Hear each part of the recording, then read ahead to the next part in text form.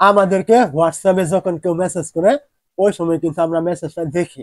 তো যদি আমরা ওই সময় মেসেজটা দেখি তাহলে কিন্তু সে অপর পাশ থেকে কিন্তু বুঝতে পারে আমি তার মেসেজটি দেখেছি বা আমরা তার মেসেজটি দেখেছি, এমনটা কিন্তু হয়ে থাকে। এখন আপনি যদি কেউ আপনাকে মেসেজ করে আপনি তার মেসেজটি দেখেন এবং তাকে রিপ্লাই না দেন, পরবর্তীতে কিন্তু সে আপনাকে বলতে পারে যে আমি তোকে মেসেজ করলাম, তুই মেসেজটা রিপ্লাই দিলি না, হ্যান ত্যান ইত্যাদি বিষয় কিন্তু আপনাকে জিজ্ঞাসা কিন্তু করতে পারে। এখন আপনি যদি চান যে আপনি কারো মেসেজ দেখবেন হোয়াটসঅ্যাপে, কিন্তু সে অপর পাশ থেকে বুঝতে পারবে না যে আপনি তার মেসেজটি দেখেছেন বা পড়েছেন। তো আপনি চাইলে কিন্তু এটা করতে পারেন হোয়াটসঅ্যাপে একটি সেটিং অফ করে রাখার মাধ্যমে। কিভাবে করবেন? তার জন্য আপনি কি করবেন? প্রথমে চলে আসবেন আপনার যে মোবাইলে থাকা হোয়াটসঅ্যাপ অ্যাপটি থাকবে এখানে আপনি চলে আসবেন।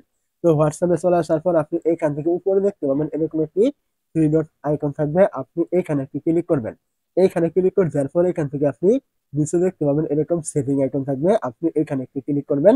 সেটিংস এ ক্লিক করে দেওয়ার পর এখান থেকে আপনি এরকম দেখতে পাবেন প্রাইভেসি নামে একটি অপশন এখানে থাকবে। আপনি এই জায়গায় ক্লিক করবেন।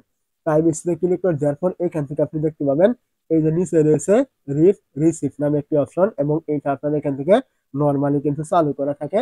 প্রত্যেকেরই কিন্তু এটা নরমাল চালু করা থাকে।